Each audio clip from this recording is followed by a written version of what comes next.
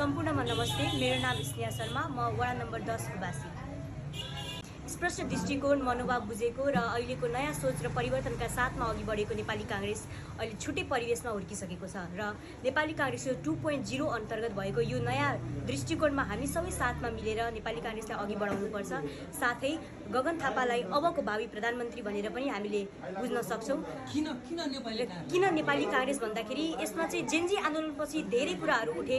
ती कुराहरू अरू नेताहरूले, अरू पार्टीहरूले उठाउन सक्नु भएन, तर हाम्रो नेपाली काङ्ग्रेसबाट अब हामी फरक तरिकाले नयाँ मनोभाव बुझ्दै जेनजी युवाहरूलाई पनि साथमा लगेर हामीले देशमा नै के विकास गरेर युवाहरूलाई नयाँ रोजगारका अवसरहरू साथै विभिन्न कुराहरू हामीले गर्छौँ भन्ने दृष्टिकोण लगेका छौँ। त्यसैले नेपाली काङ्ग्रेसलाई भोट हाल्नुपर्छ र साथै बाँकी क्षेत्र नम्बर 2 बाट पनि हाम्रो आदरणीय युवा नेता सुधांशु कोइरालाजी उठ्नु भएको छ। उहाँलाई पनि भारी बहुमतका साथ विजय गराइदिनु हुन सम्पूर्ण आमा बुवा, दाजुभाइ तथा नेपालगञ्जवासीहरूलाई म हार्दिक नमन गर्न चाहन्छु। धन्यवाद। नमस्कार सम्पूर्णलाई, म कृषा साई, म बस्ने चाहिँ कोरेनपुरमा, जसले युवा नेतृत्व ल्याएको छ र नीति पनि परिवर्तन ल्याएको छ।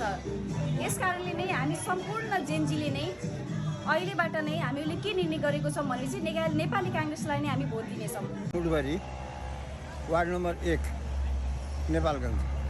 अहिले यहाँ के लागि बस्नु भएको छ?